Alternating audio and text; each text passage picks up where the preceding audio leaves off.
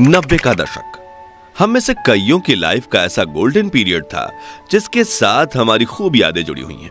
ये वो दौर था जब पैसा कम, खुशियां ज्यादा हुआ करती थी, साधन कम लेकिन समाधान ज्यादा हुआ करते थे, रिश्तों में खटास कम, मिठास ज्यादा हुआ करती थी, पैरों में भले चप्पल नहीं थी लेकिन चेहरे पर मुस्कुराहट ज्यादा हुआ करती थी, घर में भले ही पिता की एक पुरानी साइकिल हो लेकिन बच्चों के दिल में उसे चलाने की चाहत ज्यादा हुआ करती थी।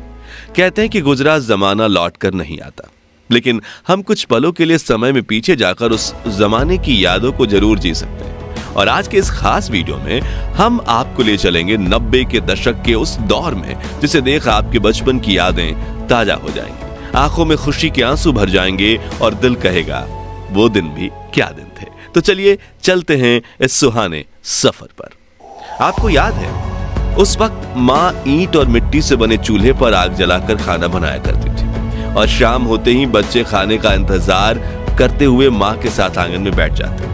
चूल्हा जलाने के लिए खेत से पतली सूखी लकड़ियां तोड़कर लाई जाती थीं और जिसके घर में गाय भैंस हुआ करती थी वो उनके गोबर के उपले या थेपड़ी बनाकर उन्हें सुखाते थे, फिर चूल्हा जलाने के लिए उनका इस्तेमाल होता था। और जिसके घर गाय भैंस नहीं होती थी वो पड़ोस से या मार्केट से 1 रुपए के 2 दर्जन गोबर के उपले खरीद कर लाते थे, फिर माँ फूंक फूंक कर चूल्हा जलाने की कोशिश करती थी और जब वो जल जाता था तो बच्चों की खुशी का ठिकाना ही नहीं रहता था। वहीं जब सब्जी मंडी जाने का मौका मिलता था तो वहां दुकानदारों को कोयले से जलने वाले चूल्हे पर पकौड़े, समोसे और कचौड़ी बनाते देख मुंह में पानी आ जाता था। और सामान के लिए मिले पैसों से कुछ पैसे बचा के हम नाश्ता खाने में खुद को रोक नहीं पाते थे। उस समय ना वॉशिंग मशीन होती थी, ना ज्यादातर घरों में पानी के नल। तभी घर की बेटियां कुएं से बाल्टी भर के पानी ले आती और थापी से पीट पीट कर कपड़े धोया करती थी, जबकि कुछ लोग कपड़े लेकर नदी के किनारे बने घाटों में चले जाते थे और वहीं कपड़े धोकर नहा भी लेते थे। आजकल तो लगभग सभी के पास पक्के मकान हैं, लेकिन उस दौर में गांव में सिर्फ एक आधा लोगों के पास ही पक्के के मकान हुआ करते थे, बाकी गांव के पास मिट्टी से बने हुए कच्चे घर हुआ करते थे। और आपको बता दूं कि जब दीपावली का त्योहार आता था तो लोग अपने इन्हीं घरों की मिट्टी और गाय के गोबर से लीपा पोती किया करते और इसे काफी शुभ माना जाता। लोगों के घरों की दीवारें आला या ताक कहे जाने वाले ऐसे स्थान जरूर दिख जाते थे जहां छोटी चीजें बहुत रखी जाती थी।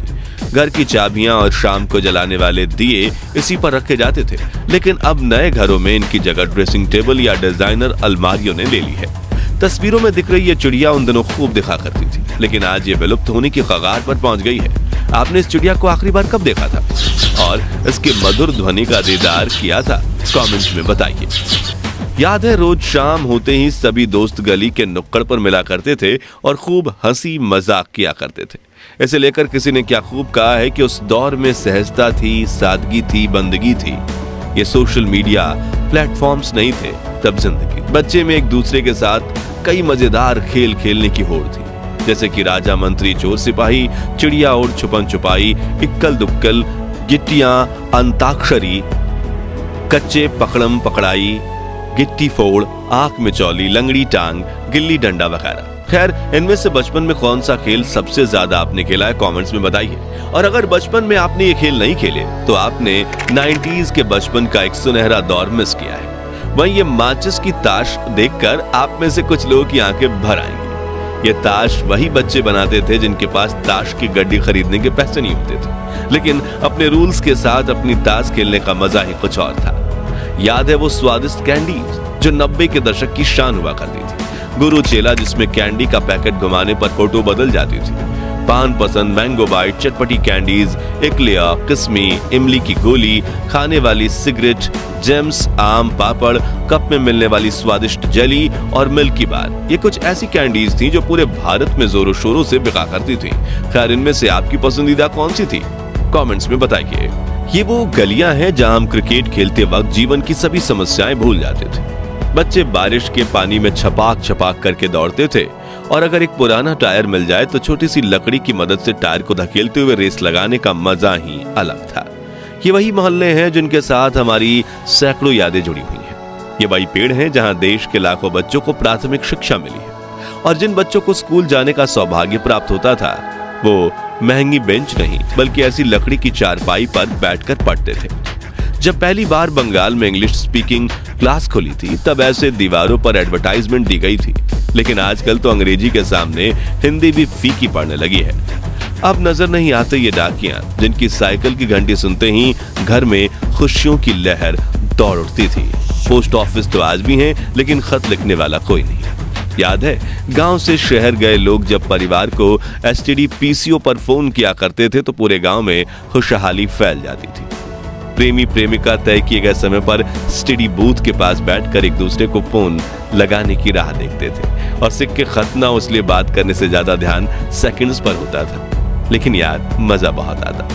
ये वो दौर था जब कांच की बोतल में तेल और रस्सी डालकर घंटों तक जलने वाली चिमनी बनाई जाती थी और रात को लाइट जाने पर इसे जलाकर घर वालों के साथ खाना खाया जाता था। याद है, उस वक्त हमारी दादी नानी सिलबट्टे और मूसल में ताजी सब्जियों को पीसकर स्वादिष्ट चटनी बनाया करती थी।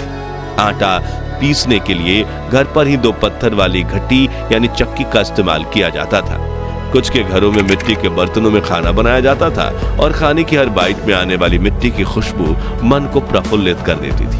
बर्तन भी स्टील के नहीं थे बल्कि लोहे, तांबे, पित्तल और कांसे के हुआ करते थे और डाइनिंग टेबल की जगह जमीन पर बैठकर हाथ से खाने का मजा ही कुछ और था। चलिए अब हमारे प्यारे राजस्थान में चलते हैं और 90 के दौर की कुछ ऐसी यादों को ताजा करते हैं जिनके बारे में शायद आजकल के बच्चे को पता तक नहीं होगा। तो उस वक्त राजस्थान के गांव में कई लोक नृत्य करने वाले समूह आया करते थे, जिनमें कुछ लोग स्वदेश में बने म्यूजिक इंस्ट्रूमेंट्स बजाया करते थे और कुछ उस मधुर धुन पर नृत्य करके गांव के बच्चे बूढ़ों का दिल मोह लिया करते थे। गांव शहरों में कठपुतली का खेल भी होता था, जिसमें कलाकार लकड़ी से बने गुड्डे गुड़ियां नचाकर खूबसूरत कला का प्रदर्शन करते थे। लेकिन समय के साथ ये कला ठंडे बस्ते में चली गई। मोबाइल फोन और वीडियो गेम्स के जमाने में बच्चे असल मनोरंजन भी भूल गए और जिन कलाकारों को कठपुतली का खेल देखने में दर्जनों लोगों की भीड़ जमा होती थी, उनकी आज कुछ दर्शकों के लिए भी आंखें तरस गईं। याद है, उस वक्त ट्रांसपोर्ट के लिए ज्यादा वाहन नहीं हुआ करते थे, इसलिए कई लोग बैलगाड़ी और ऊंट गाड़ी से सामान को यहाँ से वहां पहुंचाने का काम करते थे और रोजी रोटी देने वाले जानवर की देखभाल अपने बच्चों की तरह करते थे। 90 के दशक के गोल्डन टाइम की बात करें तो ट्रेन का जिक्र ना हो ऐसा तो हो ही नहीं सकता।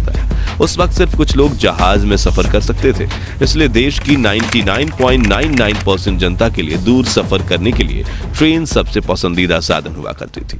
एसी वाले डब्बे तो नहीं थे, लेकिन मन में सफर करने की चाहत जरूर थी, जो यात्रा को खूबसूरत बना देती थी। उस वक्त बस से सफर करने की खुशी भी कुछ कम नहीं थी। नौकरी पर जाना हो या कॉलेज, शहर में जाने के लिए बस एकमात्र सस्ता जरिया थी। सुबह सुबह बस स्टैंड पर बड़ी लाइन लग जाती थी। उस वक्त तो गाय बैल को भी सड़क पर घूमने की आजादी थी।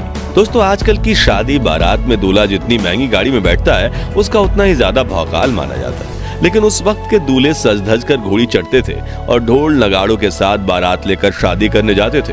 दूल्हे के यार दोस्त तो मानो अपने दोस्त की शादी को एक त्योहार की तरह मानते थे और पूरे जोश के साथ बारात में नाचकर शादी में 4 चांद लगा देते थे। कोई ज्यादा अमीर होता था तो कोई ढोल नगाड़ों के साथ बैंड भी बुलाता था, जिसमें बड़े से लाउड स्पीकर लगे होते थे और बैंड वाला गायक हर आवाज में ऐसे गाने गाता था कि बारातियों के पैर रुकने का नाम नहीं लेते थे। वहीं कुछ लोग इन लाउड स्पीकर्स का इस्तेमाल अपनी दुकान के प्रचार प्रसार में भी करते थे, जिसमें वो अपनी ही आवाज में कुछ पंक्तियां कहकर उसे कैसेट में चला देते थे। खैर दोस्तों, हमारा वो सुनहरा बचपन तो वापस लौट कर नहीं आने वाला, लेकिन हम अपनी यादों को ताजा करके कुछ पल की खुशी का अनुभव जरूर कर सकते हैं। तो अब आप भी कमेंट सेक्शन में अपने बचपन की ऐसी यादें बताइए जिन्हें याद करके आपकी आंखों में खुशी के आंसू आ जाते हैं। और ये वीडियो अच्छा लगा हो तो इसे लाइक और शेयर करके 21,000 लाइक्स के लक्ष्य को हासिल करने में हमारी मदद कीजिए और इस सीरीज के अगले पार्ट के लिए चैनल को सब्सक्राइब करके पास वाली घंटी जरूर बजा दीजिए। धन्यवाद।